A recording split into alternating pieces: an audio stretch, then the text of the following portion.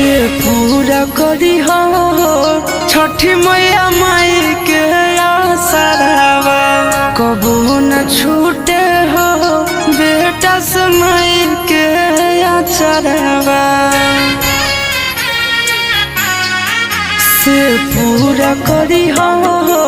छठी मैया